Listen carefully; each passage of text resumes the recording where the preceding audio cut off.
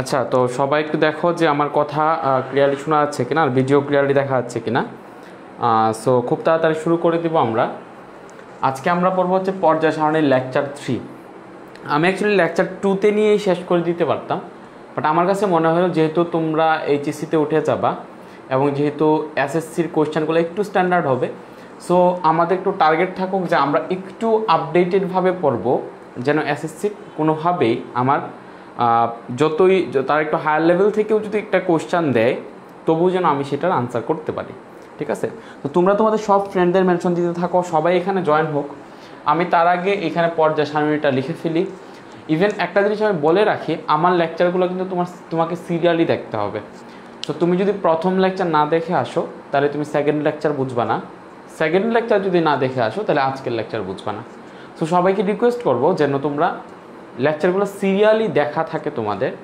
Even লেকচারগুলো খুব easily তোমরা find out করতে পারবা। তোমরা যদি রিভিশন কোর্স হ্যাশট্যাগে যাও, গ্রুপে ঢোকার পরে টপিকস থেকে রিভিশন কোর্স হ্যাশট্যাগে যদি যাও তাহলে পাবা, অথবা সাজিদের একটা পোস্ট গ্রুপে পিন করা আছে, সেখানে সবগুলো লেকচার সুন্দর করে সাজানো আছে।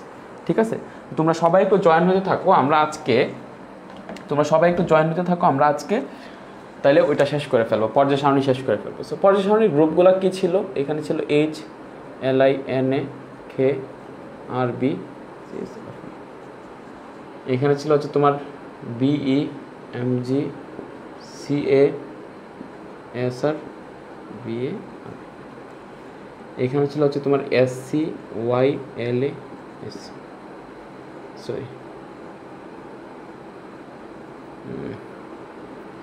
এখানে ছিল হচ্ছে তোমার SCYLA, এখানে ছিল হচ্ছে তোমার TIZR HF RF। সো এখানে আরও অনেক ছিল, 12 পর্যন্ত ছিল এখানে।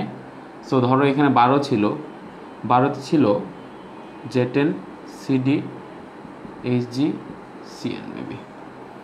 তারপরে আসে আমরা 13, যেখানে আমরা পাচ্ছি হচ্ছে তোমার এই লেভেলে আমরা পাবো B, এই লেভেলে আমরা পাবো হচ্ছে তোমার AL GAINTI। 14তে আমরা পাবো CSI GESN PPFI। 15তে আমরা পাবো nitrogen phosphorus SB BI bismuth. 16 আমরা পাবো OSSE তে পড়ে। 17-এ পাবো fluorine chlorine bromine iodine astatine. 18 আমরা কি পাবো? Helium neon argon krypton xenon radon. Okay, তো আমাদের হচ্ছে পর্যায় সারণী লেখা শেষ। বায়োলজি সেকেন্ড চ্যাপ্টার কোন দিন পড়াবো? আমার নেক্সট লেকচারে তোমাদের আমি বায়োলজি সেকেন্ড চ্যাপ্টার পড়ায় দিব। ঠিক আছে, মানে শুরু করব। তো আমরা হচ্ছে যেটা করব সেটা হচ্ছে যে এইখানে আমরা তড়িৎ ঋণাত্মকতা জিনিসটাকে আমরা পড়ছিলাম। তড়িৎ ঋণাত্মকতা মানে যে একটা মৌলের, ধরো এটা হচ্ছে একটা মৌল, এখানে নিউক্লিয়াস আছে, এটা হচ্ছে একটা মৌল, এই মৌলের শেষ কক্ষপথ থেকে, এটা আগের লেকচারে পড়ানো হয়েছে। সো এই লেকচারে কেউ এসে বলবো না যে ভাই আমি বুঝি নাই, ডেফিনেশন আগের লেকচারে পড়ানো হয়েছে। ইভেন তুমি আগের লেকচারটা দেখলেই তুমি বুঝতে পারবা। আমরা এখানে দেখবো বাম থেকে ডানে গেলে আয়নীকরণ শক্তির কি হয়, বা উপর থেকে নিচে গেলে আয়নীকরণ শক্তির কি হয়। তো এখানে আমরা যেটা দেখাবো সেটা হচ্ছে যে আয়নীকরণ শক্তিটা মানে কি? আয়নীকরণ শক্তির মানে হচ্ছে যখন কি হবে ভাইয়া, যখন কি হবে যে আমরা শেষ কক্ষপথ থেকে, পরমাণুর শেষ কক্ষপথ থেকে আমরা যদি একটি ইলেকট্রনকে অসীম দূরত্বে সরিয়ে নিই, তখন আমার যেই পরিমাণ শক্তি খরচ হবে, যেই পরিমাণ শক্তি খরচ করতে হবে, কেন এখানে শক্তি খরচ করতে হবে? কারণ এখানে নিউক্লিয়াস এবং ইলেকট্রনের মধ্যে আকর্ষণ শক্তি আছে। সো আমি তাদের আকর্ষণের এগেনস্টে কাজ করতেছি। সো আকর্ষণের এগেনস্টে যেহেতু কাজ করতেছি, সেহেতু আমাকে শক্তি সেইখানে দিতে হবে বা শক্তি সেইখানে খরচ করতে হবে। সো সেটাই যে আমরা পরমাণুর শেষ কক্ষপথ থেকে একটি ইলেকট্রনকে আমরা যদি অসীম দূরত্বে সরিয়ে নিই, কোথায় সরাই নিই? অসীম দূরত্বে সরিয়ে নিই, তখন আমাদের যেই পরিমাণ শক্তি খরচ হয় সেটাকে বলা হয় আয়নীকরণ শক্তি। আরও সুন্দর ডেফিনেশন দেওয়া ছিল আগের লেকচারে, আমি ডেফিনেশনে যাচ্ছি না। আমি যেটাতে যাব, যদি আমি বাম থেকে ডানে যাই তাহলে কি ঘটবে? আমরা অলরেডি একটা জিনিস জানি যে আমরা যদি বাম থেকে ডানে যাই তাহলে পরমাণুর আকার কমে। সেই পরমাণুর আকার কমার কজটা কি একটু চিন্তা করো, এটা আগে পড়াইছি, খেয়াল করো। পরমাণুর আকার কমার কজটা কি একটু চিন্তা করো। যে ধরো এটা হচ্ছে একটা বামের যৌগ, এটার মধ্যে ধরো যদি দুইটা ইয়া থাকে, এটা যদি 2 নম্বর, আমি 2 নম্বর পর্যায়টা নিই, 1 2 3 4 5 6 7, 2 নম্বর পর্যায়ে নিলে এটার শেষ কক্ষপথে দেখা যাবে যে এখানে একটা ইলেকট্রন। তার পরের মৌলটার ক্ষেত্রে, ইন কেস অফ বেরিলিয়ামের ক্ষেত্রে দেখা যাবে যে এখানে তোমার আগেরটা ছিল 3টা প্রোটন, এখানে হচ্ছে 4টা প্রোটন, এবং এখানে হচ্ছে তোমার ইলেকট্রন কয়টা? শেষ কক্ষপথে ইলেকট্রন হচ্ছে তোমার, শেষ কক্ষপথে ইলেকট্রন হচ্ছে তোমার এখানে 2টা। খেয়াল করো, এখানে হচ্ছে 4টা, এখানে হচ্ছে 2টা ইলেকট্রন, দেন এইখানে হচ্ছে তোমার আরও 2টা ইলেকট্রন। ইভেন আমরা যদি এর পরেরটাতে যাই তখন আমরা যেটা পাবো সেটা হচ্ছে এটার এখন কক্ষপথে, শেষ কক্ষপথে কয়টা ইলেকট্রন? 3টা ইলেকট্রন। শেষ কক্ষপথে 3টা ইলেকট্রন। সো এখন একটু চিন্তা করে দেখো যে আমরা যখন বাম থেকে ডানে যাচ্ছি তখন পরমাণুর আকার কমতেছে। যদি একই পর্যায়ে আমরা বাম থেকে ডানে যাই, সেটা কমার কারণ কি? কারণ হচ্ছে আমরা যখন বাম থেকে ডানে যাব তখন কক্ষপথের সংখ্যা বাড়বে না। কক্ষপথের সংখ্যা কি হবে না? বাড়বে না। তাহলে কক্ষপথের সংখ্যা বাড়বে না, কিন্তু প্রতিবারে বাম থেকে ডানে যাওয়ার সময় একটা করে প্রোটন এবং একটা করে ইলেকট্রন বাড়বে। তুমি লিথিয়াম, এটা হচ্ছে লিথিয়াম, এটা হচ্ছে তোমার এটা হচ্ছে লিথিয়াম, দেন এটা হচ্ছে তোমার বেরিলিয়াম, দেন এটা হচ্ছে বোরন। একটা হচ্ছে লিথিয়াম, একটা হচ্ছে বেরিলিয়াম, একটা হচ্ছে বোরন। তাহলে খেয়াল করো, লিথিয়ামের ক্ষেত্রে 3টা প্রোটন ছিল আর শেষ কক্ষপথে একটা ইলেকট্রন ছিল। বেরিলিয়ামের ক্ষেত্রে 4টা প্রোটন ছিল আর শেষ কক্ষপথে 2টা ইলেকট্রন ছিল। বোরনের ক্ষেত্রে 5টা প্রোটন ছিল আর শেষ কক্ষপথে 3টা ইলেকট্রন ছিল। তার মানে আমরা বাম থেকে যত ডানে যাব একটা করে প্রোটন সংখ্যা এবং শেষ কক্ষপথে একটি করে ইলেকট্রন সংখ্যা বেড়ে যাবে। তার ইফেক্টটা কি? ইফেক্ট হচ্ছে আমরা জানি ইলেকট্রন এবং প্রোটন তারা হচ্ছে বিপরীত চার্জধর্মী এবং তারা একে অপরকে আকর্ষণ করে, তারা একে অপরের কাছে আসতে চায়। নর্মালি যে যদি দুইজন ব্যক্তি আকর্ষণ করে একজন আরেকজনকে, তাহলে তারা কি করতে চায়? তারা কাছাকাছি আসতে চায়। তো এখন বাম থেকে আমরা যত ডানে যাব ততই একটা করে প্রোটন সংখ্যা এবং ইলেকট্রন সংখ্যা বাড়ার কারণে ইলেকট্রন এবং প্রোটনের মধ্যবর্তী যে আকর্ষণ শক্তি বা আকর্ষণের যে পরিমাণ সেটা পূর্বের তুলনায় বেড়ে যাবে। তুমি একটা জিনিস চিন্তা করে দেখো, বেরিলিয়ামের ক্ষেত্রে 4টা প্রোটন আর 2টা ইলেকট্রন মিলে তারা আকর্ষণ করতেছে। তার মানে এই 4টা প্রোটন এই 2টা ইলেকট্রনকে খুব বেশি আকর্ষণ করবে, সো তারা কাছাকাছি চলে আসবে একটু বেশি। বোরনের ক্ষেত্রে দেখা যাবে যে এখানে যেহেতু 5টা প্রোটন আছে আর 3টা ইলেকট্রন আছে, সো 5টা প্রোটন এবং 3টা ইলেকট্রনের মধ্যকার যে আকর্ষণ শক্তি, সেই আকর্ষণ শক্তি এই বেরিলিয়াম থেকে বেশি। সো বেশি হওয়ার কারণে তারা আরও বেশি কাছাকাছি চলে আসছে। তার মানে এই যে পরমাণুর যে ব্যাসার্ধ ছিল, সেই পরমাণুর ব্যাসার্ধ আলটিমেটলি কমে গেছে। পরমাণুর ব্যাসার্ধ কমে যাওয়া মানে পরমাণুর আকার কমে যাওয়া। তো পরমাণুর আকার কমে যায়। তো এইটাই ঘটে আমরা যখন বাম থেকে ডানে যাই, তখন পরমাণুর আকার কী পায়? পরমাণুর আকার হ্রাস পায়। তো পরমাণুর আকার হ্রাস পাইলে ইফেক্টটা কী হয় আয়নীকরণ শক্তির উপরে? সেটা হচ্ছে আমি যদি এখন লিথিয়াম থেকে একটা ইলেকট্রনকে সরাইতে চাই, অথবা বেরিলিয়াম থেকে একটা ইলেকট্রন সরাইতে চাই, অথবা বোরন থেকে একটা ইলেকট্রনকে সরাইতে চাই, তোমরা ইন জেনারেল কনসেপ্টে বলবা যে কোনটা থেকে ইলেকট্রনটাকে সরাইতে গেলে আমার বেশি শক্তি ইউজ করতে হবে। সবাই কমেন্ট করে জানাবা। এখানে 3টা মৌল আছে, একটা হচ্ছে লিথিয়াম, একটা হচ্ছে বেরিলিয়াম, একটা হচ্ছে বোরন। এদের মধ্যে কোনটা থেকে ইলেকট্রন সরাইতে গেলে ইলেকট্রন সরাইতে গেলে আমার বেশি শক্তি খরচ করতে হবে।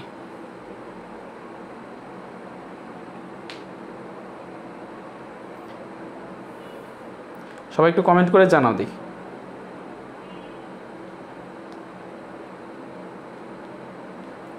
সবাই আমাকে একটু কমেন্ট করে জানাও যে এখানে আমার লিথিয়াম, বেরিলিয়াম এবং বোরন, এই লিথিয়াম, বেরিলিয়াম এবং বোরনের মধ্যে কোনটার শেষ কক্ষপথ থেকে ইলেকট্রনকে সরাইতে বেশি শক্তি খরচ হবে? ওকে,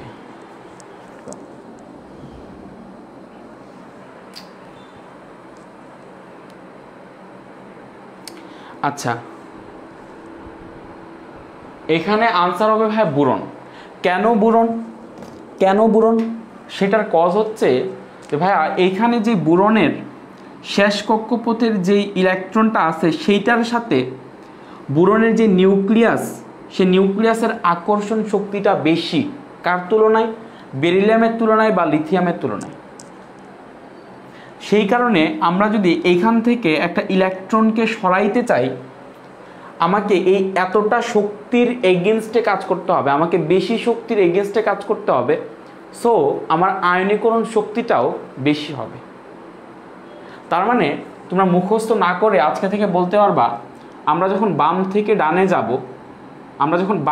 ডানে যাব তখন আয়োনাইজেশন এনার্জি কি হবে?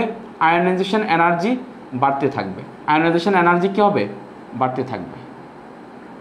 আয়োনাইজেশন এনার্জি কি হইতে থাকবে? বাড়তে থাকবে। বাম থেকে যখন ডানে যাব তখন আয়োনাইজেশন এনার্জি বাড়তে থাকবে। পরীক্ষার হলে কিভাবে আনসারটা লিখবা? পরীক্ষার হলে তুমি আনসারটা লিখবা এভাবে যে ভাইয়া প্রথমে পরমাণুর আকারটা কার বড় কার ছোট এটার ব্যাখ্যাটা দিবা। প্রথমে তুমি ব্যাখ্যাটা দিবা এইভাবে যে এটা অমুক মৌল, এটা অমুক মৌল, এটা অমুক মৌল। তিনটা মৌলের মধ্যে এটা সব থেকে বামে আছে, এটা তার ডানে, এটা তার ডানে। আমরা জানি বাম থেকে যত ডানে যাওয়া যায় একই পর্যায়ে একটা করে প্রোটন এবং একটা করে ইলেকট্রন বাড়ে। সেই কারণে তাদের ইলেকট্রনের প্রতি এবং প্রোটনের প্রতি তাদের আকর্ষণটা বেড়ে যায়। সো তাদের আকার কমে যায়, ব্যাসার্ধ কমে যায়। তো সেই কারণে ব্যাসার্ধ কমে যাওয়া বা ছোট আকারের একটি পরমাণু থেকে একটি ইলেকট্রনকে সরাতে গেলে বেশি শক্তি খরচ করতে হবে। কেন? কারণ এইটির যেই শেষ কক্ষপথের ইলেকট্রন এবং যেই নিউক্লিয়াস তাদের মধ্যকার আকর্ষণ শক্তি খুব বেশি। সেই কারণে সেখানে বেশি শক্তি খরচ করবে। ওকে, এভাবে লিখে দেব। বাট একটা জিনিস চিন্তা করবা যে ধরো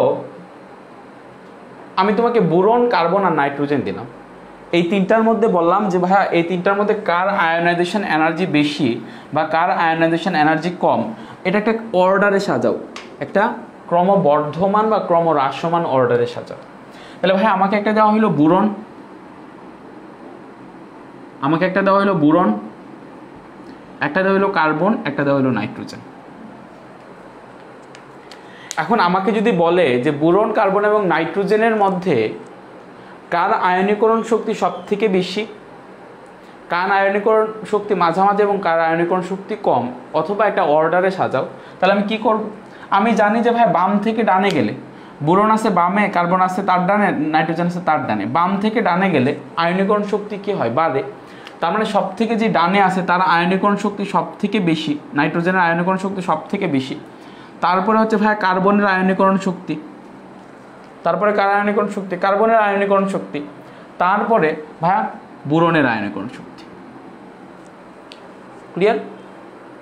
তুমি এভাবে লিখে দিলা যে বাম থেকে ডানে গেলে আয়নীকরণ শক্তি কি হয়? বাড়ে। তাহলে আমি এটা যেহেতু সর্বাপেক্ষা ডানে আছে, তুমি আকারের ব্যাখ্যাটা দিলা, দিয়ে কাজ করলা, দিয়ে তুমি এভাবে ব্যাখ্যা দিলা। কিন্তু সবাই একটা জিনিস একটু মার্ক করে নাও, সেটা হচ্ছে যে আয়োনাইজেশন এনার্জি কি কম না বেশি, এটা শুধুমাত্র পরমাণুর আকারের যে কন্ডিশন সেটা দিয়ে তুমি ব্যাখ্যা দিতে পারবে না, সেটা দিয়ে তুমি স্যাটিসফ্যাক্টরি এক্সপ্লেনেশন পাবে না। পরমাণুর আকারের পরে বাম থেকে ডানের যে লজিকটা তৈরি করা হয়েছে সেটা তৈরি করা হয়েছে পরমাণুর আকারের উপর ভিত্তি করে।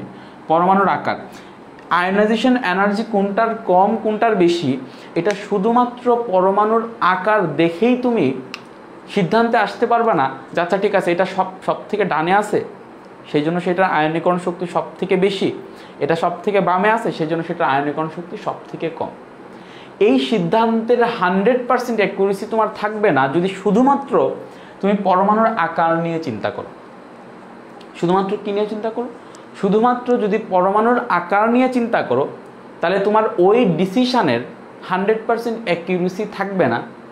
সেই জন্যে আয়নীকরণ শক্তি বা ইলেকট্রন আসক্তি বলো, তুমি এই ফ্যাক্টরগুলো নিয়ে যখন কাজ করবা, ইভেন যখন তোমাকে অর্ডারে সাজাইতে বলবে তখন অবশ্যই তোমাকে আরও একটা জিনিস তোমাকে মাথায় রাখতে হবে, সেই জিনিসটা হচ্ছে ইলেকট্রন বিন্যাস বা ইলেকট্রন কনফিগারেশন। ইলেকট্রন বিন্যাস বা ইলেকট্রন কনফিগারেশন, অর্থাৎ ইলেকট্রন কনফিগারেশন, সেই আরও কয়েকটা জিনিস অবশ্য মাথায় রাখা লাগে, ইন্টারভিউতে আরও পাবা। আপাতত তোমাদের লেভেলে এই দুইটা জিনিসকে কনসিডারেশনে রাখা লাগবে, আয়নীকরণ শক্তি কোনটার বেশি কোনটার কম, সেটার জন্য তোমাকে দুইটা জিনিস মাথায় রাখতে হবে। ফার্স্ট হচ্ছে আকারের দিক দিয়ে, সেকেন্ড হচ্ছে ইলেকট্রন কনফিগারেশন বা ইলেকট্রন বিন্যাস, ইলেকট্রন অ্যারেঞ্জমেন্ট।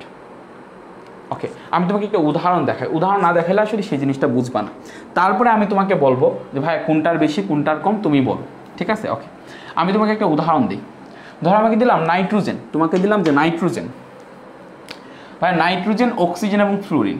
তোমাকে দিলাম যে নাইট্রোজেন, অক্সিজেন অ্যান্ড ফ্লুরিন, এবং তোমাকে বললাম যে ভাই কোনটার আয়নীকরণ শক্তি বেশি। তুমি যদি এতটুকু জিনিস জানা থাকে তোমার যে বাম থেকে ডানে গেলে আয়নীকরণ শক্তি বাড়ে, এবং সেটা লজিকটা কি? সেটা লজিক হচ্ছে বাম থেকে ডানে গেলে পরমাণুর আকার কমে। কেন কমে? একটা করে প্রোটন এবং একটা করে ইলেকট্রন বাড়ে, সো তাদের মধ্যবর্তী আকর্ষণ বাড়ে, আকর্ষণ বাড়ার কারণে তাদের আকৃতি কমে যায়। সো সেই কারণে যেটার আকার ছোট সেইটার শেষ কক্ষপথের ইলেকট্রনের সাথে নিউক্লিয়াসের আকর্ষণ শক্তি বেশি, সেই জন্য সেইখান থেকে ইলেকট্রনটাকে ওই বেশি আকর্ষণের বিরুদ্ধে কাজ করতে আমাদের বেশি কাজ করতে হয়, বেশি শক্তি খরচ করতে হয়, সেই কারণে আয়নীকরণ শক্তি বেশি। তুমি এতটুকু লজিক দিয়ে বুঝাইয়া দিলা, ফার্স্টে তোমাকে এটা লজিক দিয়ে বুঝাইতো। সো তারপর তুমি লিখলা যে তার মানে এই ব্যাখ্যা অনুযায়ী আয়নীকরণ শক্তির ক্রম হওয়া উচিত ছিল ফ্লুরিন, খেয়াল করো, ফ্লুরিন সব থেকে বেশি, দেন অক্সিজেন, দেন এখানে নাইট্রোজেন, এটা হওয়ার কথা ছিল। আচ্ছা তোমরা সবাইকে জানো এতটুকু বুঝছো কিনা যে এটা পরমাণুর আকারের উপর ভিত্তি করে তাদের আয়নীকরণ শক্তির ক্রমটা এটা এতটুকু হওয়ার কথা ছিল, কারণ ফ্লুরিন সব থেকে ডানে, এই তিনটা পরমাণুর মধ্যে ফ্লুরিন সব থেকে ডানে। সো ফ্লুরিন যেহেতু সব থেকে ডানে সেহেতু ফ্লুরিনের আয়নীকরণ শক্তি সব থেকে বেশি, তারপরে অক্সিজেন, তারপরে নাইট্রোজেন। এটাই তো সিম্পল লজিক, তাই না? আমরা তো এটাই বললাম যে বাম থেকে ডানে গেলে আয়নীকরণ শক্তি কি হয়? বাড়ে। তো এতটুকু জিনিস একটু কমেন্ট করে জানাও তোমরা যে এতটুকু বুঝছো কিনা যে এটা হওয়ার কথা ছিল।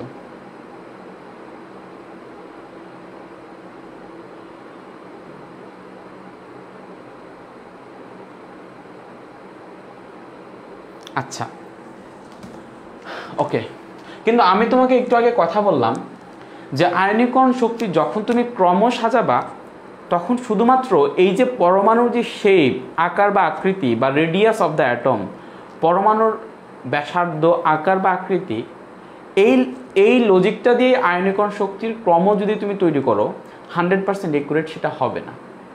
সেটার জন্য আরেকটা জিনিসকে আমার মাথায় নিতে হবে, আরেকটা জিনিসকে মাথায় আনতে হবে, আরেকটা জিনিসকে ধরতে হবে, সেটা হচ্ছে ইলেকট্রন বিন্যাস।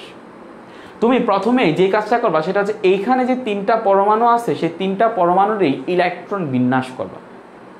কেন করবা এটা একটু পরে বোঝাচ্ছি, আগে তুমি ইলেকট্রন বিন্যাসটা করো। ওকে, তো আমি এখন যেটা করলাম সেটা হচ্ছে এখানে যে নাইট্রোজেন আছে সেই নাইট্রোজেনের ইলেকট্রন বিন্যাস করলাম। নাইট্রোজেনের ইলেকট্রন বিন্যাস করলে আমি পাই নাইট্রোজেন কত ভাইয়া? 7, তাই না? ইলেকট্রন বিন্যাস করলে পাই 1s2, দেন 2s2, দেন 2p, দেন 2p3, 2p3। আচ্ছা, অক্সিজেনের ইলেকট্রন বিন্যাস কত? অক্সিজেনের ইলেকট্রন বিন্যাস হচ্ছে 1s2, then 2s2, then 2p4। ফ্লুরিনের electron বিন্যাস কত? 9, দ্যাট মিনস আমি পাচ্ছি 1s2, দেন 2s2, দেন 2p5। ওকে, ফ্লুরিন, অক্সিজেন এবং নাইট্রোজেন, কি বললাম? ফ্লুরিন, অক্সিজেন এবং নাইট্রোজেন এই তিনটার ইলেকট্রন বিন্যাস করার পরে খুব একটা বড়সড় ব্যাপার দেখা গেছে। সেটা হচ্ছে যে নাইট্রোজেনের যে ইলেকট্রন বিন্যাস, সেই নাইট্রোজেনের ইলেকট্রন বিন্যাসের শেষ যেই কক্ষপথ আছে, একেবারে শেষ যেই কক্ষপথ আছে, শেষ কক্ষপথটা হচ্ছে অর্ধপূর্ণ। তুমি চিন্তা করে দেখো, পি অরবিটালে হাইয়েস্ট ইলেকট্রন থাকতে পারে 6, সেইখানে আমরা দেখতে পাচ্ছি নাইট্রোজেনের শেষ কক্ষপথের পি অরবিটালের ইলেকট্রন সংখ্যা হচ্ছে 3। দ্যাট মিন্স নাইট্রোজেনের যেই পি বা নাইট্রোজেনের যে পি অরবিটাল বা নাইট্রোজেনের যে শেষ অরবিটাল, সেই শেষ অরবিটাল অর্ধপূর্ণ। শেষ অরবিটাল কি? অর্ধপূর্ণ। ইভেন এই কন্ডিশনটা বাকি কোনোটার মধ্যে পাওয়া যায় না, অক্সিজেনের মধ্যেও পাওয়া যায় নাই, ফ্লুরিনের মধ্যেও পাওয়া যায় না। তো ইনিশিয়ালি নাইট্রোজেন আর অক্সিজেনের কথা চিন্তা করো, অনলি নাইট্রোজেন এবং অক্সিজেনের মধ্যে চিন্তা করো যে নাইট্রোজেন এবং অক্সিজেন। কারণ দেখো, আমরা পাশাপাশি দুইটা পরমাণুকে নিয়ে আমরা যখন ইলেকট্রন কনফিগারেশনের ব্যাপারটা আনবো, তখন পাশাপাশি দুইটা পরমাণুকে নিয়ে কাজ করবে। অর্থাৎ এখানে নাইট্রোজেন আর অক্সিজেনের অদল বদল যদি হয়, নাইট্রোজেন আর অক্সিজেনের মধ্যে অদল বদল হবে, পাশাপাশি দুইটা পরমাণু। সো এখন খেয়াল করো, নাইট্রোজেনের শেষ কক্ষপথের ইলেকট্রন হচ্ছে অর্ধপূর্ণ। ইভেন তোমাদেরকে ফার্স্ট লেকচারে আমি বলতেছিলাম যে কোনো একটা মৌলের ইলেকট্রন বিন্যাসের শেষ কক্ষপথ যদি পূর্ণ অথবা অর্ধপূর্ণ হয়, পূর্ণ হয় অথবা অর্ধপূর্ণ হয়, তখন সেটা বেশি স্থায়ী হয়, সেটা বেশি সুস্থিত হয়, সেটা বেশি স্ট্যাবল হয়। দ্যাট মিন্স এখানে আমি যদি নাইট্রোজেন এবং অক্সিজেনের কথা চিন্তা করি, পাশাপাশি দুইটা পরমাণুকে নিয়ে চিন্তা করবা ইলেকট্রন বিন্যাসের সময়। নাইট্রোজেন এবং অক্সিজেনকে নিয়ে যদি চিন্তা করি, তখন নাইট্রোজেনের যে স্টেবিলিটি বা নাইট্রোজেনের যে স্থায়িত্ব, সেই নাইট্রোজেনের স্থায়িত্ব অক্সিজেন থেকে বেশি। কেন বেশি ভাইয়া? কারণ নাইট্রোজেনের শেষ কক্ষপথের ইলেকট্রন বিন্যাসে শেষ অরবিটাল অর্ধপূর্ণ। এবং আমরা পড়ে আসছি যে কোনো একটা অরবিটাল যদি শেষ কক্ষপথের কোনো একটা অরবিটাল যদি পূর্ণ অথবা অর্ধপূর্ণ হয়, তখন সেটা বেশি স্থায়ী হয়। তার মানে নাইট্রোজেনের যে পরমাণুটা, সেই নাইট্রোজেনের পরমাণুটা হচ্ছে বেশি স্থায়ী। এবং সেইখান থেকে যদি তুমি একটা ইলেকট্রনকে নিয়ে যাও, তখন সেখানে 2p2 আসবে, তাই না? একটা ইলেকট্রনকে যদি সরায় দাও আয়নীকরণ শক্তির মাধ্যমে, যদি সরায় দাও, তখন সেখানে 2p2 ইলেকট্রন বিন্যাস আসবে। এবং নাইট্রোজেন সেটা ইজিলি প্রিফার করবে না, নাইট্রোজেন সেটা ইজিলি সেই ইলেকট্রনটাকে হারাইতে চাইবে না। কজ কি?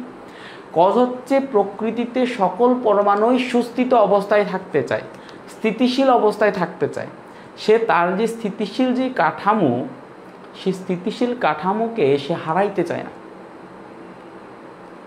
দ্যাট মিন্স নাইট্রোজেন থেকে যদি ইলেকট্রনটাকে আমার সরাইতেই হয়, তাহলে আমার সেখানে খুব বেশি শক্তি দিয়ে সরাইতে হবে, খুব বেশি শক্তি দিয়ে সরাইতে হবে। অর্থাৎ দেখো, ফ্লুরিন নিয়ে আমাদের কোনো কথা নাই, ফ্লুরিন যেটা হাইয়েস্ট ছিল সেটা ফ্লুরিন হাইয়েস্ট।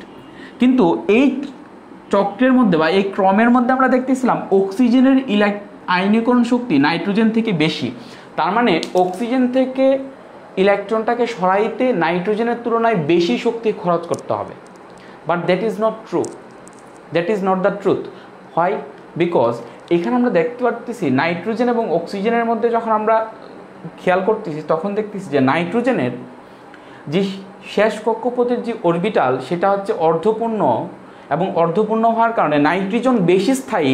সো নাইট্রোজেন থেকে ইলেকট্রনকে সরাইতে আরও খুব বেশি শক্তি খরচ করতে হবে। কী শক্তি খরচ করতে হবে? অক্সিজেনের তুলনায় বেশি শক্তি খরচ করতে হবে। দ্যাটস ওয়াই অক্সিজেনের নাইট্রোজেনের যে তড়িৎ ঋণাত্মকতা, নাইট্রোজেনের যে তড়িৎ ঋণাত্মকতা, সে আমি কি তড়িৎ ঋণাত্মকতা না, আয়নীকরণ শক্তি, নাইট্রোজেনের যে আয়নীকরণ শক্তি, সে আয়নীকরণ শক্তি অক্সিজেন থেকে বেশি। দ্যাট মিন্স আলটিমেটলি ক্রম হয়ে যায় এটা। ইনিশিয়ালি চিন্তা করো, আকার অনুযায়ী হওয়ার কথা ছিল ফ্লুরিন হাইয়েস্ট, অক্সিজেন, তারপরে লোয়েস্ট হচ্ছে নাইট্রোজেন। ইলেকট্রন বিন্যাস করে দেখলাম যে ফ্লুরিন হচ্ছে হাইয়েস্ট, নাইট্রোজেনের যে ইলেকট্রোনেগেটিভিটি না, তড়িৎ না, আয়নীকরণ শক্তি, সে আয়নীকরণ শক্তি অক্সিজেন থেকে বেশি। সবাই এতটুকু বুঝছো কিনা কমেন্ট করে জানাও।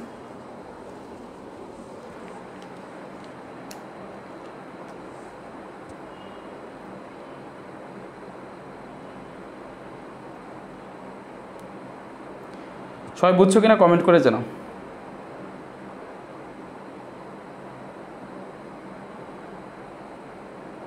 সবাই বুঝতে পারছো কিনা, সবাই লিখতে পারবা কিনা পরীক্ষার হলে যদি আসে। নাইট্রোজেনের তড়িৎ-ঋণাত্মকতা তড়িৎ-ঋণাত্মকতা আসতে পারবা। নাইট্রোজেনের আয়নীকরণ শক্তি অক্সিজেন থেকে কেন বেশি, লিখতে পারবা কিনা?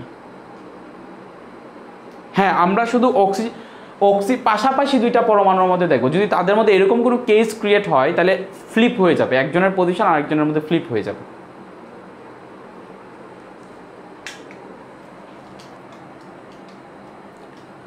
আচ্ছা, আমরা এরকম আরেকটা কন্ডিশন দেখতে পারি এক্স্যাক্টলি,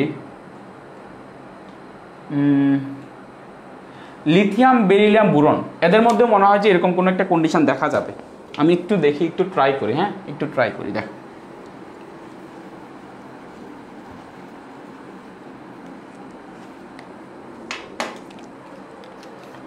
এখানে হচ্ছে লিথিয়াম, দেন বেরিলিয়াম,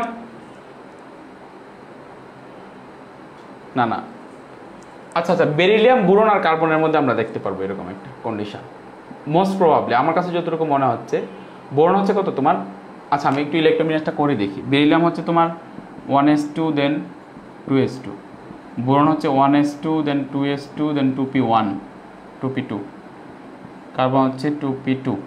হওয়ার কথা ছিল কার্বন বেশি, দেন বোরন, দেন বেরিলিয়াম, এসব থেকে কম হওয়ার কথা ছিল না। হ্যাঁ, এরকম একটা কন্ডিশন এটার মধ্যে ক্রিয়েট হবে।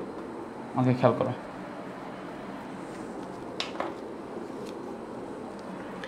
এরকম একটা কন্ডিশন এটার মধ্যেও ক্রিয়েট হবে। সেটা হচ্ছে, আমি যদি বেরিলিয়ামকে নিই, বোরনকে নিই এবং কার্বনকে নিই, তাহলে দেখো বেরিলিয়াম, বোরন এবং কার্বন তারা একই পর্যায়ে আছে এবং একই পর্যায়ের তারা কি আছে, বাম থেকে ডানে আছে। দ্যাট মিনস তারা কি আছে, একই পর্যায়ের বাম থেকে ডানে। তা আমরা কি পড়ছি, বাম থেকে ডানে গেলে আয়নীকরণ শক্তি কি হয়, নর্মালি বাড়ে, তাই না? ওকে, তাহলে সেই ব্যাখ্যা অনুযায়ী সেটা হওয়ার কথা ছিল কার্বন সব থেকে বেশি আয়নীকরণ শক্তির দিক দিয়ে, তারপরে বোরন, তারপরে বেরিলিয়াম, এটা হওয়ার কথা ছিল। কিন্তু তুমি একটু ইলেকট্রন বিন্যাস করো, ইলেকট্রন বিন্যাস করে আমরা দেখব যে বেরিলিয়ামের যে ইলেকট্রন বিন্যাস, সেই ইলেকট্রন বিন্যাসে আসতেছে 1s2 দেন 2s2। বোরনের যে ইলেকট্রন বিন্যাস সেখানে আসতেছে 1s2 দেন 2s2 দেন 2p1। কার্বনের যে ইলেকট্রন বিন্যাস সেটা আসতেছে 1s2 দেন 2s2 দেন 2p2। সবাই একটু মনোযোগ দিয়ে চিন্তা করে দেখো, এখানে কার্বন, বোরন এবং বেরিলিয়ামের মধ্যে যখন আমরা তুলনা করতেছি তখন কার্বন হাইয়েস্ট, তারপরে বোরন এবং তারপরে বেরিলিয়াম। ক্লিয়ার? তারপরে বোরন, তারপরে কি, বেরিলিয়াম। তো এখন খুব ভালোভাবে একটু চিন্তা করে দেখবা, খুব ভালোভাবে চিন্তা করবে। এখানে বোরন এবং বেরিলিয়ামের তুলনা করো। দেখো বেরিলিয়ামকে, দেখো বেরিলিয়ামের যে ইলেকট্রন বিন্যাস আছে, সেই বেরিলিয়ামের ইলেকট্রন বিন্যাস এখানে 2s2 আছে, অর্থাৎ এটা সম্পূর্ণভাবে পূর্ণ, এটা অর্ধপূর্ণ না, এটা একেবারে পূর্ণ। তাহলে আমরা কি পড়ছিলাম যে কোনো একটা পরমাণুর শেষ কক্ষপথের ইলেকট্রন যদি অর্ধপূর্ণ থাকে অথবা পূর্ণ থাকে তখন সেই মৌলটা বেশি স্থায়ী হয়, তখন সেই মৌলটা কি হয়, বেশি স্থায়ী হয়। সো দ্যাটস ওয়াই এখানে যে 1s2 দেন 2s2, এখানে যে 2s2 আছে সেটা হচ্ছে কি বেশি স্থায়ী। কার থেকে, বোরন থেকে। আমরা পাশাপাশি চিন্তা করব, বেরিলিয়ামের পরে কি আছে, বোরন। দ্যাট মিনস এটা বেশি স্থায়ী হওয়ার কারণে এটা খুব সহজেই ইলেকট্রনটাকে হারাইতে চাইবে না। এটা থেকে ইলেকট্রনটাকে সরাইতে গেলে আমাদের খুব বেশি শক্তি প্রয়োগ করা লাগবে, খুব বেশি শক্তি প্রয়োগ করা লাগবে। দ্যাট মিনস বেরিলিয়ামের পাশে কে ছিল, বোরন। ঠিক আছে, বেরিলিয়ামের, দেখো বেরিলিয়াম হচ্ছে 4, এই পর্যায় সারণীতে দেখো বেরিলিয়ামের পাশাপাশি কে, বেরিলিয়ামের পাশে হচ্ছে বোরন। তার মানে কার্বন তো হাইয়েস্ট, এটা তো হবেই। তারপরে এখানে বেরিলিয়াম এবং বোরন এবং বেরিলিয়ামের মধ্যে তুলনা করো। বেরিলিয়ামের ইলেকট্রন বিন্যাস হচ্ছে সুস্থিত, সো বেরিলিয়ামটা চলে আসবে আগে, তারপরে বোরন। তার মানে বেরিলিয়ামের যে ইলেকট্রন বিন্যাস, সেই ইলেকট্রন বিন্যাসে শেষ কক্ষপথটা ইলেকট্রনে পূর্ণ হয়, তার যে স্থায়িত্ব, সেই স্থায়িত্ব বেশি, সেই কারণে তার এখান থেকে ইলেকট্রনকে হারাইতে বা ইলেকট্রনকে সরাইতে বোরন থেকেও বেশি শক্তি প্রয়োগ করা লাগবে। সো তখন রেঞ্জটা হয়ে যাবে এরকম, সি গ্রেটার দেন বি, ই গ্রেটার দেন বি। সবাই বুঝছো কিনা কমেন্ট করে জানাও।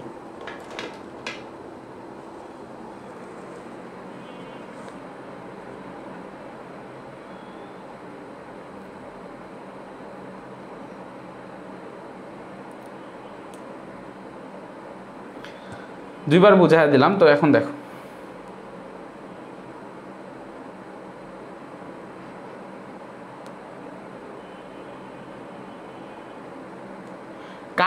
শোনো আমি বলি এখানে ব্যাখ্যাগুলো তুমি কিভাবে লিখবা। দেখো একজন বলছে ভাই তাহলে কার্বনের সম্পর্কে ব্যাখ্যাটা কিভাবে দিব, যে ফার্স্টে তুমি ইন জেনারেল ব্যাখ্যা দিবা। ফার্স্টে তোমার কোনটা হওয়ার কথা ছিল, কার্বন বেশি, তারপরে বোরন, তারপরে বেরিলিয়াম। প্রথমে তুমি সুন্দর করে লিখবা যে এরা পর্যায় সারণীতে অবস্থিত 2 নম্বর পর্যায়ে অবস্থিত এবং বেরিলিয়াম সর্ববামে, কার্বন সর্বডানে অবস্থিত, তাদের মাঝখানে বোরন অবস্থিত। আমরা জানি পর্যায় সারণীর বাম থেকে ডান দিকে গেলে পরমাণুর আকার হ্রাস পায়। পরমাণুর আকার হ্রাস পাওয়ার কারণে শেষ কক্ষপথের ইলেকট্রনের প্রতি আকর্ষণ শক্তি বৃদ্ধি পায়। সেই কারণে বাম থেকে ডানে গেলে পরমাণুর আয়নীকরণ শক্তি বৃদ্ধি পায়। সুতরাং এই ব্যাখ্যা অনুযায়ী এই 3টি মৌলের আয়নীকরণ শক্তির ক্রম হওয়া উচিত কার্বন সবার আগে, কারণ যেহেতু সেটা সর্বডানে, তারপরে বোরন, তারপরে বেরিলিয়াম। বেরিলিয়াম সর্বনিম্ন কারণ সেটা সর্ববামে অবস্থিত। পরে তুমি কি করবা, কিন্তু একটা দিবা, কিন্তু তাদের ইলেকট্রন বিন্যাস থেকে দেখা যায় লিখে তুমি এই 3টা ইলেকট্রন বিন্যাস করে দিবা। করে দিয়ে তুমি লিখবা যে বেরিলিয়ামের যে ইলেকট্রন বিন্যাস আছে সেই ইলেকট্রন বিন্যাস থেকে দেখা যাচ্ছে যে বেরিলিয়ামের শেষ কক্ষপথটি ইলেকট্রনে পূর্ণ। এবং আমরা জানি যদি কোনো পরমাণুর ইলেকট্রন বিন্যাসে শেষ কক্ষপথ অর্ধপূর্ণ অথবা পূর্ণ হয় তখন সেই মৌলটি বেশি স্থায়ী হয়। তো বেশি স্থায়ী হওয়ার কারণে সেই মৌলের শেষ কক্ষপথ থেকে ইলেকট্রনকে সরানোটা একটু বেশি কঠিন। সেই জন্যে পরমাণুর আকারের অনুযায়ী বোরনের যেই ইলেকট্রন আয়নীকরণ শক্তি সেটা বেরিলিয়াম থেকে বেশি হওয়ার কথা ছিল, কিন্তু ইলেকট্রন বিন্যাসের স্থায়িত্বের ব্যাখ্যা থেকে দেখা যায় যে বেরিলিয়ামের স্থিতিশীলতা বেশি হয়, বেরিলিয়ামের ইলেকট্রনকে সরাইতে বেশি শক্তি খরচ করতে হবে। সো বেরিলিয়ামের আয়নীকরণ শক্তিটা বেশি। তারপরে তুমি এটা লিখে দেবা। সুতরাং আমরা সিদ্ধান্তে আসতে পারি যে এটাই হচ্ছে তাদের প্রমাণ।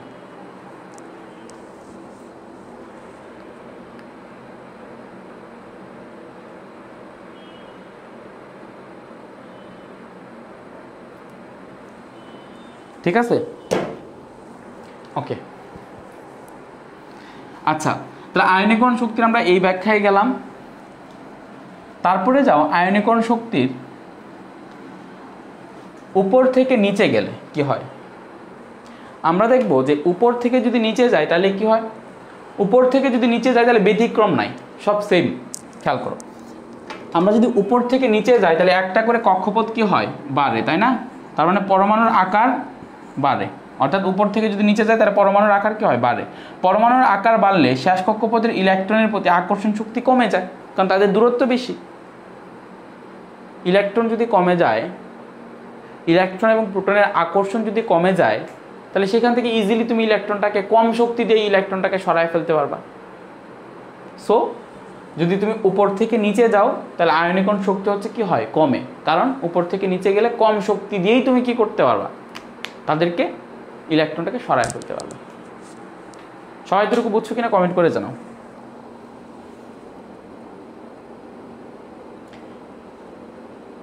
একজন হচ্ছে কয়েকটা কৃত্রিম মৌলের নাম বলেন, কয়েকটা কৃত্রিম মৌলের নাম বলেন। কৃত্রিম মৌল তো শেষ দিকে আছে, তোমার শেষ দিকে যা পাবা 100, 101, 2 এর পরে যা পাবা সবই মোটামুটি 82 এর পর থেকে যা পাবা সব হচ্ছে কৃত্রিম মৌল। ঠিক আছে, আনান, পেন্টিয়াম, আনান, অক্টিনিয়াম, আনান, অনেক কিছু আছে। ঠিক আছে, ওগুলো তো দেখতেই পারবা। ঠিক আছে, ওগুলো নিয়ে মাথা ব্যথার কিছু নেই। আচ্ছা, তাহলে আমরা আয়নীকরণ শক্তি বুঝলাম। এখন আমরা ইলেকট্রন আসক্তি দেখব, তারপরে আমরা ধাতব ধর্ম এবং অধাতব ধর্ম দেখে আমরা শেষ করে দিব। এখন ইলেকট্রন আসক্তি কি, আয়নীকরণ শক্তি বা আয়নাইজেশন এনার্জি তো ভাই বুঝলাম। তাহলে ইলেকট্রন আসক্তি বা ইলেকট্রন এফিনিটি কি? ইলেকট্রন আসক্তি হচ্ছে আয়নীকরণ শক্তির অপোজিট। অর্থাৎ আয়নীকরণ শক্তির ব্যাপারটা ছিল যে তুমি ধরো এখানে শেষ কক্ষপথ থেকে একটি ইলেকট্রনকে অসীম দূরত্বে সরায় নিতেছো এবং সেইখানে তোমার শক্তি খরচ হচ্ছে, কারণ তুমি এগেনস্টে কাজ করতেছো, তাদের আকর্ষণ বলের বিরুদ্ধে কাজ করতেছো, সেই জন্য তোমার নিজের শক্তি খরচ করতে হবে। আচ্ছা, এটাকে বলা হচ্ছিল আয়নীকরণ শক্তি। আর ইলেকট্রন এফিনিটি বা ইলেকট্রন আসক্তির যেই ব্যাপারটা, সেই ইলেকট্রন আসক্তির ব্যাপারটা হচ্ছে সম্পূর্ণ উল্টা।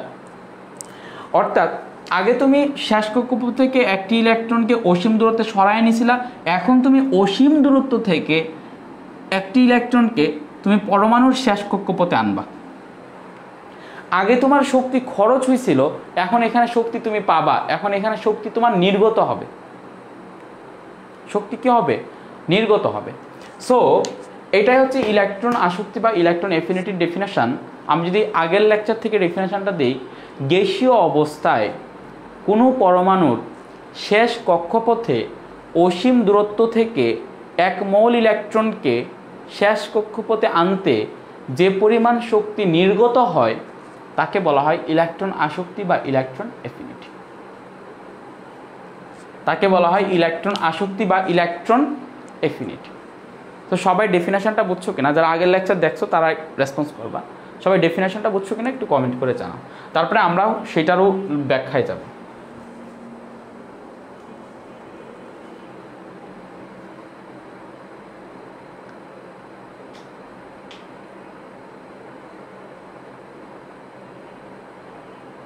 আচ্ছা, তাহলে সবাই আমরা ইলেকট্রন আসক্তির যে এটা আছে, ব্যাপারটা আছে, সেটা আমরা সবাই বুঝতে পারছি। ওকে, আর একজন বলছে আর একবার বলেন। ওকে, আমি আর একবার বলতেছি। আরেকবার হচ্ছে আগের ডেফিনেশনটা কি ছিল? গ্যাসীয় অবস্থায় কোনো পরমাণুর শেষ কক্ষপথ থেকে এক মোল ইলেকট্রনকে অসীম দূরত্বে সরিয়ে নিতে যে পরিমাণ শক্তি খরচ হয় তাকে বলা হয় আয়নীকরণ শক্তি। ইলেকট্রন এফিনিটি পুরোটা উল্টা। গ্যাসীয় অবস্থায় কোনো পরমাণুর শেষ কক্ষপথে অসীম দূরত্ব থেকে এক মৌল ইলেকট্রনকে পরমাণুর শেষ কক্ষপথে আনতে যে পরিমাণ শক্তি আগে হয়েছিল খরচ, এখন হবে শক্তি নির্গত। যে পরিমাণ শক্তি নির্গত হয় তাকে বলা হয় ইলেকট্রন আসক্তি বা ইলেকট্রন এফিনিটি। ইলেকট্রন আসক্তি বা ইলেকট্রন এফিনিটি। ক্লিয়ার? ওকে। সো ভাইয়া, এখন সবাই একটু চিন্তা করো, বাম থেকে ডানে গেলে ইলেকট্রন আসক্তির কি হবে, উপর থেকে নিচে গেলে ইলেকট্রন আসক্তির কি হবে? সেটা হচ্ছে, দেখো সবাই জিনিসগুলো মাথায় রাখো, সবাই জিনিসগুলো মাথায় রাখো। ইলেকট্রন আসক্তিও তড়িৎ, আবার তড়িৎ এত কথা বলতেছি, আয়নীকরণ শক্তির মতোই সেম। বাম থেকে ডানে গেলে বাড়ে, উপর থেকে নিচে আসলে কমে। ইনিশিয়াল লজিকটা ঢুকায় না, তারপরে ব্যতিক্রমের দিকে যাচ্ছি। তো ধরো আমাকে দিল, হ্যাঁ আমাকে দিল লিথিয়াম, দেন দিল বেরিলিয়াম, দেন দিল বোরন। বললো যে তাদের মধ্যে কোনটার ইলেকট্রন আসক্তি বা ইলেকট্রন এফিনিটি বেশি। তাহলে ভাইয়া আমি দেখলাম যে এটা হচ্ছে লিথিয়াম। লিথিয়ামের মধ্যে এখানে শেষ কক্ষপথে একটা ইলেকট্রন, মাঝখানে 3টা প্রোটন। বেরিলিয়ামের মধ্যে 4টা প্রোটন, শেষ কক্ষপথে 2টা ইলেকট্রন। বোরনের মধ্যে 5টা প্রোটন, শেষ কক্ষপথে 3টা ইলেকট্রন। আচ্ছা, তার মানে বাম থেকে ডানে গেলে পরমাণুর আকার কি পায়? হ্রাস পায়। কেন হ্রাস পায় তোমরা সবাই বলতে পারবে। এবং আমরা এই জিনিসটা দেখতে পারি যে বাম থেকে ডানে আমরা যতই যাই ততই শেষ কক্ষপথের ইলেকট্রনের প্রতি নিউক্লিয়াসের যে আকর্ষণ শক্তি, সেই নিউক্লিয়াসের আকর্ষণ শক্তি বৃদ্ধি পায়, তাই কি না? কারণ তুমি একটা জিনিস চিন্তা করে দেখো, এখানে একটা ইলেকট্রনকে যদি তুমি রাখো, এখানে একটা ইলেকট্রনকে যদি তুমি রাখো, সেই ইলেকট্রনটা যতটুকু না আকর্ষিত হবে এইখানের প্রোটন দ্বারা, এখানে রাখলে আরেকটু বেশি আকর্ষিত হবে, এখানে রাখলে আরেকটু বেশি আকর্ষিত হবে, তাই কিনা? সবাই একটু কমেন্ট করে জানাও এতটুকু বুঝছো কিনা। তার মানে এইটার ইলেকট্রনের প্রতি যে আসক্তিটা থাকবে, এইটার ইলেকট্রনের প্রতি আসক্তিটা, অ্যাট্রাকশনটা বেশি থাকবে। কারণ সে যদি এখানে যদি একটা ইলেকট্রন আসে, তুমি আনো, তুমি 3টা জায়গাতে ইলেকট্রন আনো, তোমাকে আমি একটা কাজ দিই, তুমি 3টা জায়গাতেই অসীম দূরত্ব থেকে ইলেকট্রন আনো। এদিকে অসীম দূরত্ব থেকে ইলেকট্রন আনলা, এদিকে অসীম দূরত্ব থেকে ইলেকট্রন আনলা, এদিকেও আনলা। এখন আমার কথা হচ্ছে, এই যে তুমি আনলা, আনার পরে এখন তুমি চিন্তা করো কার এডিকশনটা বেশি ইলেকট্রনের প্রতি, এই নিউক্লিয়াসের নাকি এই নিউক্লিয়াসের নাকি এই নিউক্লিয়াসের? অবভিয়াসলি এই নিউক্লিয়াসের। কারণ ফার্স্ট কথা হচ্ছে এখানে 5টা প্রোটন আছে এবং সেইখানে 5টা প্রোটন, ফার্স্ট কথা হচ্ছে 5টা প্রোটন আছে। সেকেন্ড কথা হচ্ছে যে ভাইয়া প্রোটন এবং ইলেকট্রনের মধ্যবর্তী দূরত্ব কম। দূরত্ব কম মানে কি? তারা একটাকে অপরটা বেশি আকর্ষণ করবে, তাদের একটার প্রতি আরেকটার আসক্তি বা অ্যাট্রাকশন বেশি থাকবে। দ্যাটস ওয়াই ঠিক আগের লজিক, আমি যখন বাম থেকে ডানে যাব তখন কি হবে? বাম থেকে যদি ডানে যাই তখন আমার এখানে বাম থেকে ডানে গেলে এখানে যে বোরন আছে বা এখানে বাম থেকে ডানে গেলে ইলেকট্রন আসক্তি বাড়বে আগের মতোই, তোর আয়নীকরণ শক্তির মতোই। সবাই বুঝছো কিনা কমেন্ট করে জানাবে।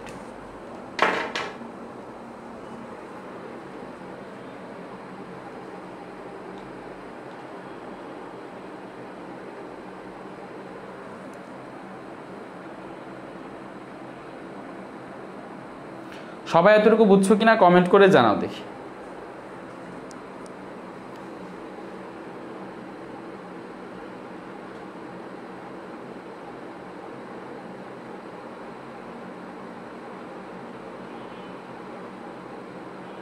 ওকে ওকে, সবাই বুঝতে পারছো। একজন হচ্ছে এগেইন, আমি আবার এগেইন রিপিট করতেছি। তুমি অসীম দূরত্ব থেকে একটা ইলেকট্রনকে এদিকে আনলা, লিথিয়ামের এদিকে আনলা, বেরিলিয়ামের দিকে আনলা, বোরনের দিকে আনলা।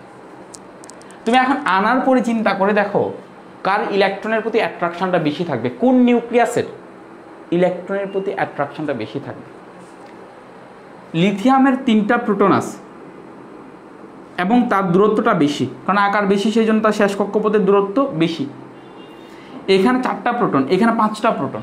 হঠাৎ এইখানে যেহেতু 5টা প্রোটন এবং এইখানে যেহেতু দূরত্ব কম, সেহেতু 5টা প্রোটন কি একটা ইলেকট্রনকে বেশি আকর্ষিত করবে, নাকি 4টা প্রোটন বেশি আকর্ষিত করবে, নাকি 3টা প্রোটন বেশি আকর্ষিত করবে?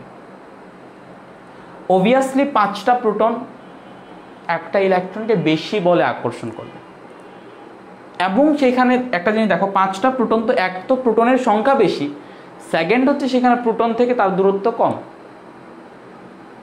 তার মানে এখানে প্রোটন এবং ইলেকট্রন বেশি দূরে আছে, তারপরের কন্ডিশনে কম দূরে আছে, তারপরের কন্ডিশনে অনেক কম দূরে আছে। ইলেকট্রন এবং প্রোটন কাছাকাছি আছে, সব থেকে বেশি কাছাকাছি আছে। হোয়াট ডাজ ইট মিন? সব থেকে বেশি কাছাকাছি মানে তাদের ইলেকট্রনের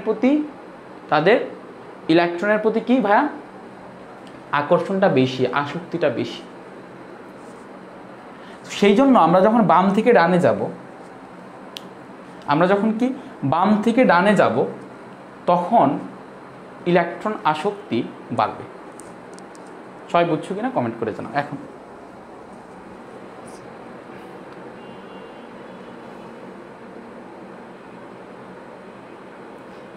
আটকে মনে হয় আমার দিক থেকে আটকে যাওয়ার কথা না, আমার যে ওয়াইফাই সেখান থেকে আটকে যাওয়ার কথা নেই।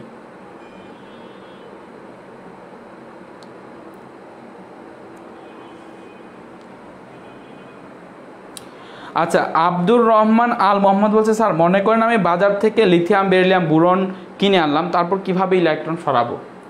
তুমি ওই লিথিয়াম, বোরন এবং তোমার যেই বেরিলিয়াম আছে তাদেরকে তাপ দিতে থাকবা। তুমি যখন তাদেরকে তাপ দিতে থাকবা তখন ওই তাপ শক্তিটাই সেই ইলেকট্রনগুলোকে অসীম দূরত্বে সরায় নেবে। ঠিক আছে? কারণ তুমি ধরো এটা হচ্ছে লিথিয়াম, এই লিথিয়াম, এটার উপর আরো কক্ষপথ আছে, ধরো এটার উপর আরো এক্সিস্টেন্স কক্ষপথ থাকে অনলি যদি আমরা হাইড্রোজেনের সেই এটা যদি দেখি, যদি সেগুলোতে ইলেকট্রন থাকে না লিথিয়ামের, এখানে তোমার 2টা ইলেকট্রন থাকে, দেন লিথিয়ামের এখানে একটা ইলেকট্রন থাকে। তোমরা নিলস বোরের তত্ত্বটা পড়ছো না? যখন ইলেকট্রনকে শক্তি দেওয়া হয়, তুমি তাপ শক্তি দাও, আলোক শক্তি দাও, যাই শক্তি দাও না কেন, সে তার উচ্চতর শক্তি স্তরে গমন করে। তাহলে সে যদি তার উচ্চতর শক্তি স্তরে গমন করতে থাকে তাহলে সে তার এখানের উচ্চতর শক্তি স্তরে গমন করে, দেন এখানের উচ্চতর শক্তি স্তরে গমন করে। একটা সময় উচ্চতর শক্তি স্তরে গমন করতে করতে আর কোনো শক্তি স্তর থাকে না এবং ইলেকট্রনটা ছুটে যায়। ঠিক আছে, ইলেকট্রনটা কি হয়, কক্ষপথ থেকে ছুটে যায়। ওকে, সো এখন সবাই একটু চিন্তা করো, এখানেও তড়িৎ ঋণাত্মক আবার তড়িৎ ঋণাত্মকতা, এখানেও আয়নীকরণ শক্তির মতো ব্যতিক্রম আছে। সেম তোমাকে যদি দেওয়া হয় বাই ফ্লুরিন, নাইট্রোজেন এবং অক্সিজেন, তাদের মধ্যে কোনটার ইলেকট্রন আসক্তি বেশি, কোনটার ইলেকট্রন এফিনিটি বেশি, বা ইলেকট্রন এফিনিটির ক্রমানুসারে সাজাও, তখন আবার ইলেকট্রন বিন্যাসটা আসবে। অর্থাৎ তোমরা সবাই এখন লিখে নাও, ইলেকট্রন এফিনিটি নিয়ে যখন তুমি কাজ করবা, ইলেকট্রন এফিনিটি নিয়ে যখন তুমি কাজ করবা, তখন তোমার যেটা করতে হবে কয়েকটা জিনিস কনসিডারেশন আনতে হবে, কয়েকটা জিনিস কনসিডারেশন আনতে হবে। শুধুমাত্র বাম থেকে ডানে গেলেই হবে না, শুধুমাত্র সাইজ অফ দ্য অ্যাটম নিলেই হবে না, শুধুমাত্র পরমাণুর আকার দিয়ে জিনিসটাকে ব্যাখ্যা করাটা পসিবল না। লিখে নাও সবাই, তিনটা জিনিস, অন্তত চারটা জিনিস আনতে হয়। তোমাদের লেভেলে তিনটা জিনিস আমরা পড়াই, তিনটা জিনিস আনতে হবে। একটা হচ্ছে সাইজ অফ অ্যাটম, পরমাণুটার সাইজ কীরকম, সাইজ কি বড় নাকি ছোটো। সেকেন্ড, এগেইন আগের মতো আমাদের আয়োনাইজেশন এনার্জির মতো ইলেকট্রন অ্যারেঞ্জমেন্ট, ইলেকট্রন কনফিগারেশন বা ইলেকট্রন বিন্যাস, ইলেকট্রন কনফিগারেশন। আরেকটা জিনিস নিতে হয়, এইখানে ইলেকট্রন এফিনিটির মধ্যে আরেকটা ফ্যাক্টর কনসিডার করতে হয়, নাহলে তোমার 100% অ্যাকুরেসি পাবা না। আরেকটা জিনিস হচ্ছে লিখো, সেটা হচ্ছে কনসেন্ট্রেশন অফ ইলেকট্রন। এই জিনিসটা কি সেটা আমি বুঝাবো। Concentration of electron, concentration of electron, electron affinity কোনটার বেশি কোনটার কম। ঠিক আছে, অন্তত তোমাদের লেভেলে নর্মালি চারটা জিনিসকে কনসিডারেশন আনতে হয়। ইলেকট্রন এফিনিটি কোনটার কম কোনটার বেশি সেটা ক্রমটা আইডেন্টিফাই করার জন্য তোমাকে আপাতত এই তিনটা জিনিস নিয়ে ভাবতে হবে। একটা হচ্ছে size of the atom, second হচ্ছে ইলেকট্রন কনফিগারেশন, থার্ড হচ্ছে concentration of electron. Concentration of electron বা ইলেকট্রনের ঘনত্ব জিনিসটা বুঝাবো, ইলেকট্রনের ঘনত্ব জিনিসটা কি।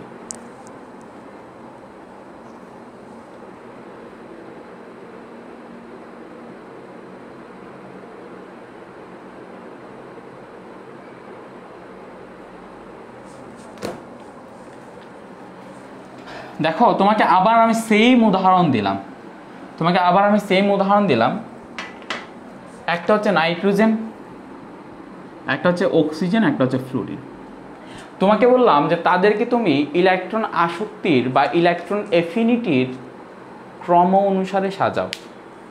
তাহলে তুমি যেটা করবা সেটা হচ্ছে, ভাইয়া আমরা ফার্স্টে যেটা পড়ছি, ফার্স্টে সাইজ অফ দ্য অ্যাটম, বাম থেকে ডানে গেলে আমরা জানি বাম থেকে ডানে গেলে কি হয়, বাম থেকে ডানে গেলে পরমাণুর আকার কমে, শেষ কক্ষপথের ইলেকট্রনের প্রতি আকর্ষণ বৃদ্ধি পায়, তার মানে ইলেকট্রন আসক্তি বাড়ে। সেই লজিক অনুযায়ী ফ্লুরিন হচ্ছে সব থেকে ডানে অবস্থিত, অক্সিজেন মাঝখানে, নাইট্রোজেন হচ্ছে সর্ববামে তিনজনের মধ্যে। সো পরমাণুর আকারের ব্যাখ্যা অনুযায়ী ইলেকট্রন আসক্তির ক্রম হওয়ার কথা ছিল ফ্লুরিন, তারপরে অক্সিজেন, তারপরে নাইট্রোজেন।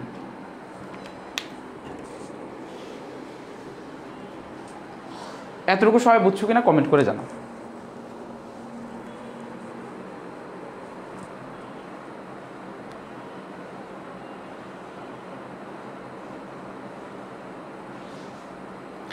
এতটুকু সবাই বুঝছো কিনা কমেন্ট করে জানাও।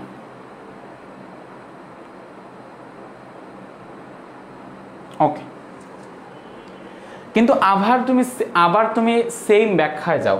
ফার্স্ট কন্ডিশন হচ্ছে সাইজ অফ দ্য অ্যাটম, তুমি সাইজ অফ দ্য অ্যাটম গেলা। সেকেন্ড যে কন্ডিশনটা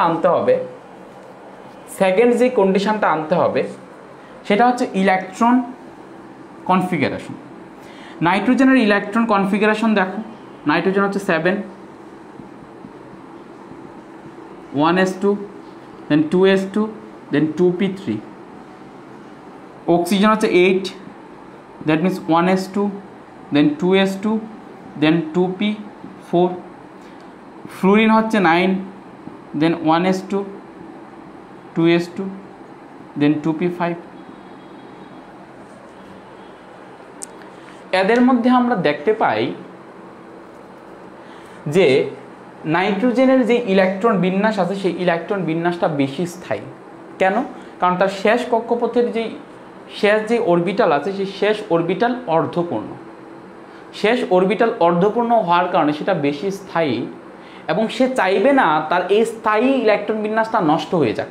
কারণ আরও একটা ইলেকট্রন যদি তার এখানে আসে তখন তার যেই 2p3 কনফিগারেশন অর্ধপূর্ণ যে কনফিগারেশন সেটা নষ্ট হয়ে যাবে, এখানে 2p4 হয়ে যাবে। নাইট্রোজেন সেটা ইজিলি চাইবে না। অর্থাৎ নাইট্রোজেনের ইলেকট্রনের প্রতি যে আকর্ষণটা সেই আকর্ষণটা অনেকটা কি থাকবে? কম থাকবে। কার তুলনায়? অক্সিজেনের তুলনায়। সো এখানে তো সেটাই আছে, এখানে তো ইলেকট্রন বিন্যাসও এটাকে সাপোর্ট করে। ওকে, এক্স্যাক্টলি খেয়াল করো, অক্সিজেনের ইলেকট্রনের প্রতি আসক্তি বেশি, নাইট্রোজেনের ইলেকট্রনের প্রতি আসক্তি কম। এটা সাইজ অফ দ্য অ্যাটমও সাপোর্ট করে, ইলেকট্রন কনফিগারেশনও সাপোর্ট করে। এখানে চেঞ্জ হচ্ছে না। কার্বনের সাথে দিলে চেঞ্জ হইতে পারে। তোমাকে 4টা অ্যাটম দিই, আমি কার্বন থেকে দিই।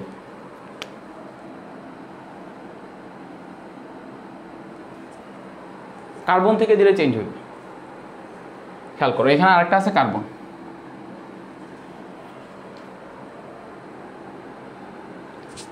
সো এটা অনুযায়ী হওয়ার কথা কি? সর্বডানে কি অ্যাটম অনুযায়ী হওয়ার কথা F, size of the atom অনুযায়ী, দেন ও, দেন নাইট্রোজেন, দেন কার্বন।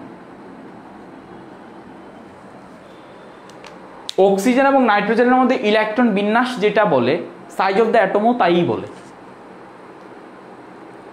ঠিক আছে, ইলেকট্রন বিন্যাস যেটা বলে সাইজ অফ দ্য অ্যাটমও তাই বলে। সো এখানে ইলেকট্রন বিন্যাস নিয়ে দরকার নেই তোমার। এখানে নাইট্রোজেন এবং কার্বনের মধ্যে সাইজ অফ দ্য অ্যাটমকে অতিক্রম করে যাবে হচ্ছে ইলেকট্রন কনফিগারেশনের ব্যাপারটা।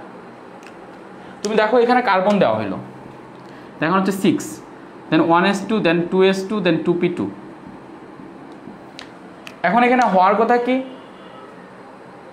এখানে কি শো করতেছে? সাইজ অফ দ্য অ্যাটম কি শো করতেছে? যে নাইট্রোজেনের ইলেকট্রনের প্রতি আসক্তি বেশি, কার থেকে? কার্বনের থেকে।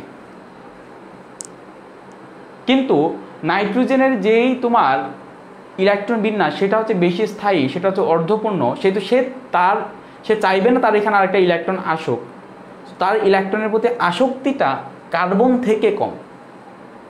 সো জাস্ট এই দুটা ফ্লিপ হয়ে যাবে। সো ফ্লোরিন, দেন অক্সিজেন, দেন কার্বন, দেন নাইট্রোজেন। সবাই বুঝছো কিনা কমেন্ট করে জানাও।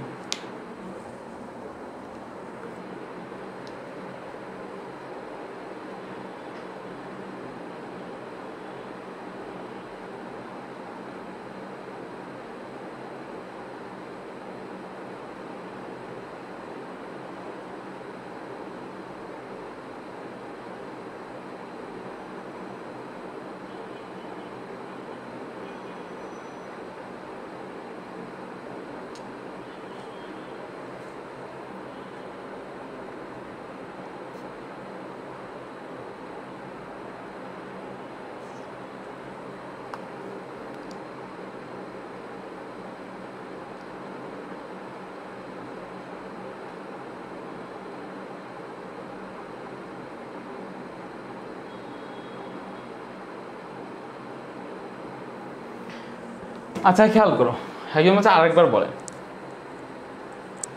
দেখো এই 4টার মধ্যে প্রথমে আমি চিন্তা করব কার? আমার হাতে আছে carbon, then nitrogen, then oxygen, then fluorine. So size of the atom অনুযায়ী যেটা সব থেকে ডানে আসছে সেটা হওয়ার কথা। সো ফ্লোরিন আগে, তারপরে অক্সিজেন, তারপরে নাইট্রোজেন, তারপরে কার্বন। এতটুকুতে তো কারো প্রবলেম নেই। ইলেকট্রন বিন্যাস করে দেখো, ইলেকট্রন বিন্যাস তোমাকে কি বলে, ইলেকট্রন কনফিগারেশন তোমাকে কি বলে। ইলেকট্রন কনফিগারেশন তোমাকে এটা বলে যে নাইট্রোজেনের যে স্থায়িত্ব, সেই নাইট্রোজেনের স্থায়িত্ব তার পাশের 2টা অ্যাটম থেকে বেশি, তাই কিনা? এটা হচ্ছে 2p2 আর এটা হচ্ছে 2p4। আমি আগে বুঝতে পাশের পরমাণু নিয়ে কাজ করবা। সো নাইট্রোজেনের পাশে 2টা আছে, খেয়াল করো, নাইট্রোজেনের পাশে 2টা আছে, এক পাশে হচ্ছে কার্বন আর এক পাশে হচ্ছে অক্সিজেন। সো এখানে আমার 2টা নিয়ে চিন্তা করতে হবে। সো এখানে দেখো দ্যাট মিনস নাইট্রোজেন এখানে কার্বন এবং অক্সিজেন থেকে বেশি স্থায়ী। তার মানে নাইট্রোজেনের ইলেকট্রন যে আসক্তি, সেই ইলেকট্রন আসক্তি কার্বনের থেকেও কম, আবার অক্সিজেন থেকেও কম। ফার্স্টে এইটুকু কনসেপ্ট মাথায় ঢুকায় নাও যে নাইট্রোজেন যেহেতু বেশি স্থায়ী, সেহেতু নাইট্রোজেন তার পাশের অ্যাটমগুলো থেকে, কার্বন থেকে এবং অক্সিজেন থেকে তার যে ইলেকট্রন যে আসক্তি, সেই ইলেকট্রন আসক্তি কম। কেন? কারণ সে বেশি স্থায়ী। সে চায় না তার এখানে আরেকজন ইলেকট্রন আসুক, ইলেকট্রন আসলে তার স্থায়ী কাঠামোটা নষ্ট হয়ে যাক, সে সেটা চায় না। এখন তাহলে দেখো, দ্যাট মিনস নাইট্রোজেনের ইলেকট্রন আসক্তি কম কার থেকে? Both oxygen and carbon. তাহলে দেখো এতটুক পর্যন্ত নাইট্রোজেনের যে ইয়াটা আছে, খেয়াল করো, এই এতটুক জিনিস সাপোর্ট করবে ব্যাপারটাকে। দেখো এই তুমি যদি এইভাবে বসাও, নাইট্রোজেনটাকে যদি এই শেষে বসাও, তার মানে বোঝা যাবে যে নাইট্রোজেনের যে ইলেকট্রন আসক্তি সেটা কার্বন থেকেও কম, আবার অক্সিজেন থেকেও কম। দেখো তুমি সাইজ অফ দ্য অ্যাটম দিয়ে যেটা করছিলা, সেখানের এতটুকু পর্যন্ত কিন্তু ঠিক ছিল, কারণ এতটুকু পর্যন্ত জিনিসটা ডেসক্রাইব করে। এতটুকু জিনিস কি বোঝায়? নাইট্রোজেনের যে ইলেকট্রন আসক্তি, সেই নাইট্রোজেনের ইলেকট্রন আসক্তি অক্সিজেন থেকে কম এবং কার্বন থেকে কম, বাট অক্সিজেন থেকে কম এতটুকু জিনিস সাপোর্ট করে এতটুকু পর্যন্ত। প্রবলেমটা কোন জায়গায় হয়? এই কার্বন এবং নাইট্রোজেনকে নিয়ে। নাইট্রোজেনের ইলেকট্রন আসক্তি শুধুমাত্র অক্সিজেন থেকেই কম না, কার্বন থেকেও কম। তো সেই জন্য কার্বনটাকে ফ্লিপ করবো, কার্বনটাকে ফ্লিপ করে এখানে আনো, নাইট্রোজেনটাকে এখানে আনো। এখন তোমার এই স্টেটমেন্টটা খাটে নাইট্রোজেনের যে ইলেকট্রন আসক্তি, সেই নাইট্রোজেনের ইলেকট্রন আসক্তি কার্বন থেকেও কম, আবার অক্সিজেন থেকেও কম। এখন সবাই বুঝছো কিনা কমেন্ট করে জানাও।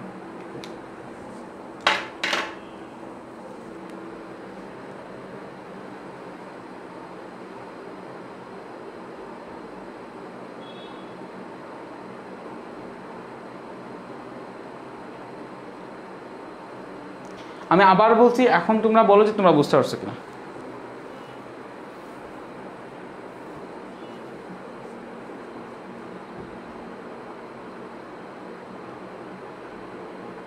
আচ্ছা, একজন মধ্যে সহজে মনে রাখা যায় সিএন দে, ভাই ওগুলা লাভ হবে না, ঠিক আছে? অন্য সময় আরও বিভিন্ন কনসেপ্ট চলে আসবে, ঠিক আছে? হ্যাঁ দেখাবে।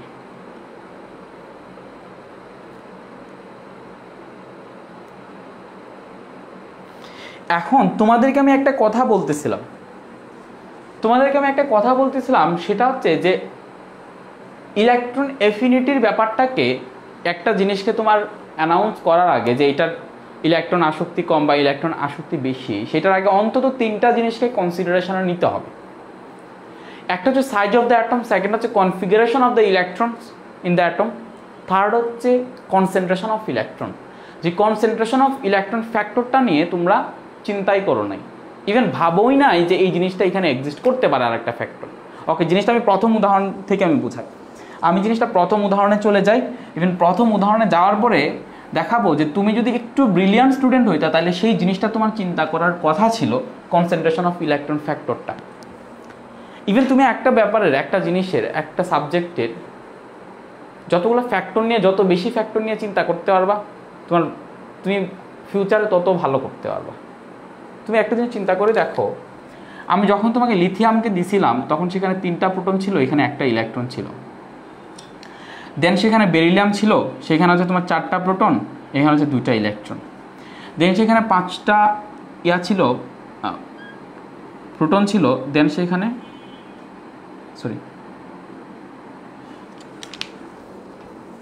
দেন সেখানে 3টা ইলেকট্রন ছিল।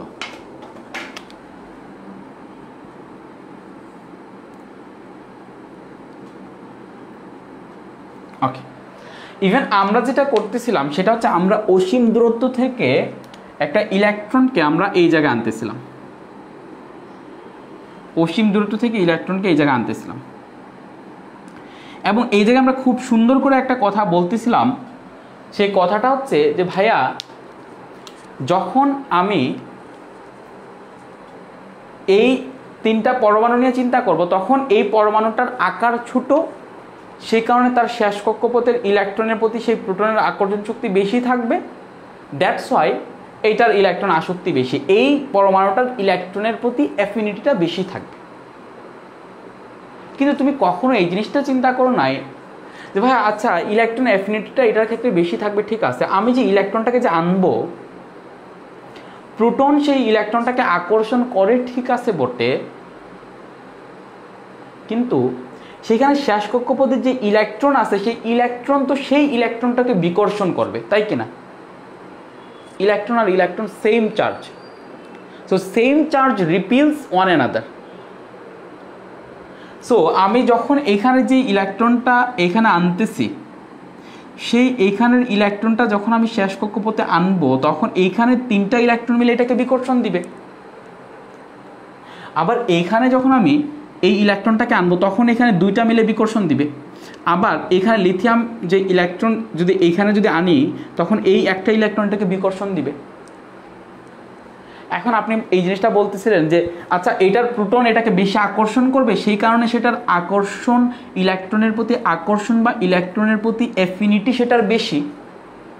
কিন্তু আমি তো এটাও বলতে পারি ভাই এখানে যেহেতু 3টা ইলেকট্রন আছে, ইলেকট্রনটা আসতে চাইতেছে বাট তিনজন মিলে বিকর্ষণ করতেছে, তার মানে এটার ইলেকট্রনের প্রতি আসক্তি কম। কারণ 3জন মিলে ইলেকট্রনটাকে যদি বিকর্ষণ করে, এই ইলেকট্রন আসারই সুযোগ পাবে না। এখানে 2টা ইলেকট্রন, এখানে একটা ইলেকট্রন ফাঁকা, সো এখানের ইলেকট্রনটা বেশি আসতে পারবে। তার মানে আমি যদি কনসেন্ট্রেশন অফ ইলেকট্রনস ধরি, তার মানে বোঝাচ্ছে যে এইখানে এইটার ইলেকট্রন আসক্তি কম, এটার ইলেকট্রন আসক্তি মাঝারি, এটার ইলেকট্রন আসক্তি সব থেকে বেশি। So which is the right answer? বা কখন কনসেন্ট্রেশন অফ ইলেকট্রনটা অন্য ফ্যাক্টরগুলোকে ছাপাইয়ে যাবে? সবাই এতটুকু বুঝছো কিনা একটু কমেন্ট করে জানাও। এই কনসেপ্টটা আগে বুঝছো কিনা, কনসেন্ট্রেশন অফ ইলেকট্রনের কনসেপ্টটা বুঝছো কিনা এতটুকু একটু জানাও, তারপরে আমি বলতেছি। তারপরে আমি একটা দেখাচ্ছি, এই জায়গার ব্যতিক্রমটা দেখাচ্ছি যে এই জায়গার ব্যতিক্রমটা কোন কোন জায়গায় হয়।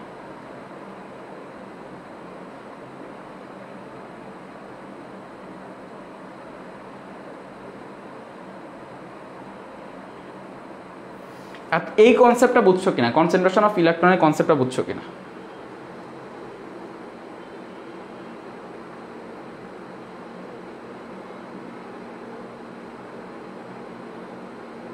আচ্ছা, তো কনসেন্ট্রেশন অফ ইলেকট্রনের কনসেপ্টটা তোমরা বুঝছো।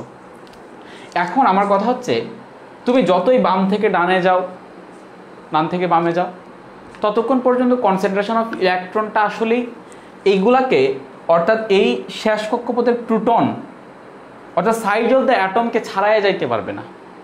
অর্থাৎ তাদের এখানে বিকর্ষণ আছে, বাট তাদের যে বিকর্ষণ শক্তিটা সেটা প্রিডোমিনেন্ট ফ্যাক্টর হবে না যে এটার কি আয়নীকরণ তড়িৎ ইলেকট্রন এফিনিটি বেশি নাকি কম সেটা নির্ধারণ করবে। সেটা শুধুমাত্র একটা কন্ডিশনে হয়, একটা কন্ডিশনে এই ব্যাপারটা দেখা যায় যে কনসেন্ট্রেশন অফ গ্রেডিয়েন্ট বাকি সব ফ্যাক্টরকে ছাড়াই গিয়ে সে একমাত্র প্রিডোমিনেন্ট ফ্যাক্টর হয়ে যায়।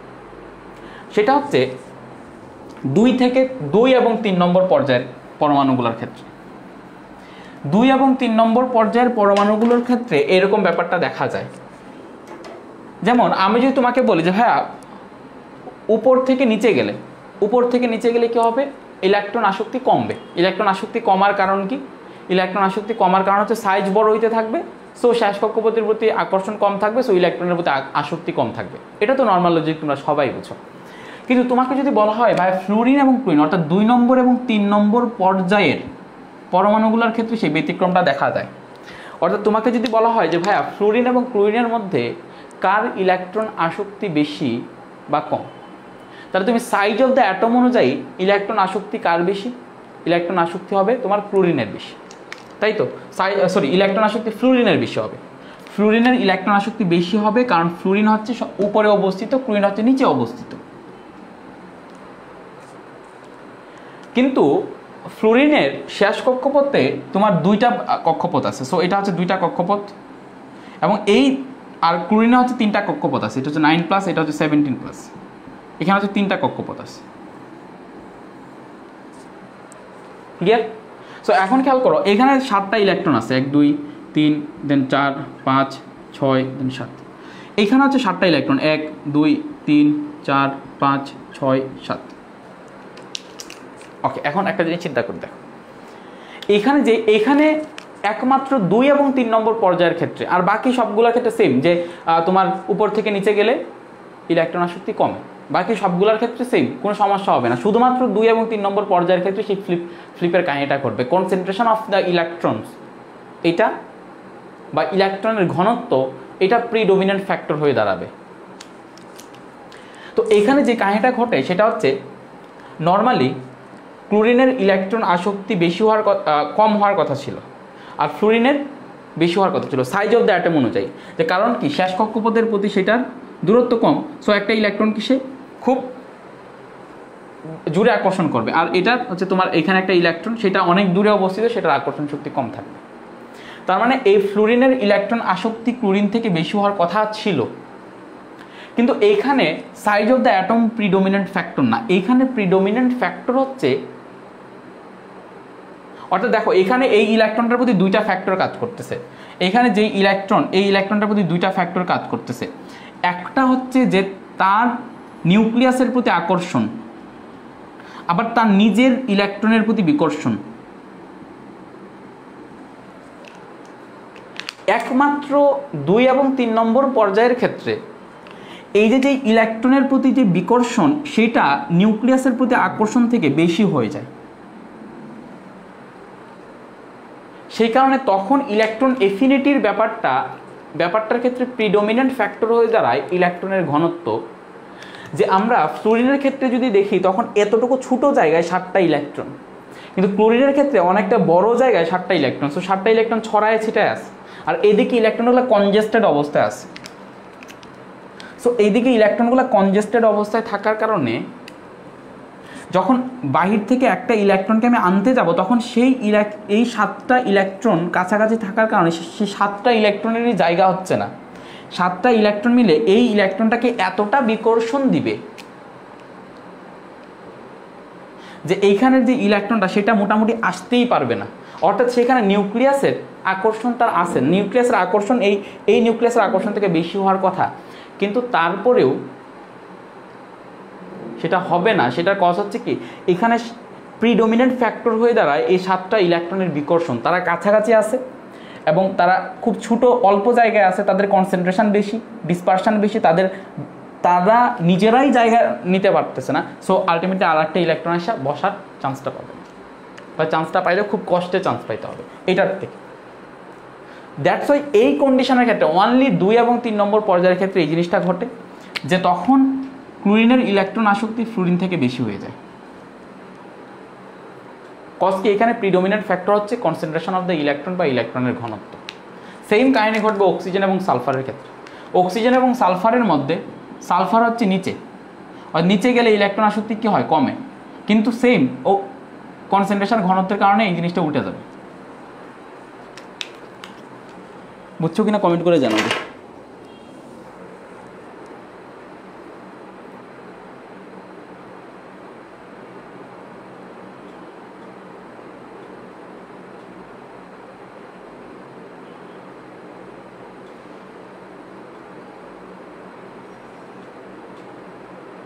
ভাই আটকায় না তো, সবই তো ঠিক আছে।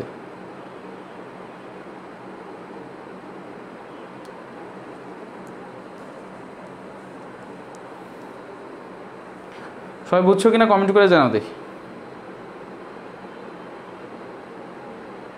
হ্যাঁ, এটা ওয়ানলি ঘটে, এই concentration of the electron predominant factor হয়ে দাঁড়ায় অনলি 2 এবং 3 নম্বর পর্যায়ের ক্ষেত্রে, এবং এটা ওয়ানলি ইলেকট্রন এফিনিটির ক্ষেত্রে, ইলেকট্রন আসক্তির ক্ষেত্রে, তড়িৎ ঋণাত্মকতা বা আয়নীকরণ শক্তি কোনোটার ক্ষেত্রে এই কাহিনীটা ঘটে না। অনলি ইলেকট্রন এফিনিটির ক্ষেত্রে অনলি 2 and 3 পর্যায়ের মধ্যে সেই কাহিনীটা ঘটে, যে concentration of the electron will be the predominant factor to determine the electron affinity.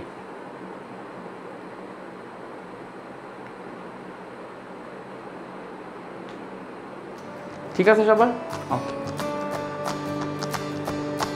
Thanks for watching.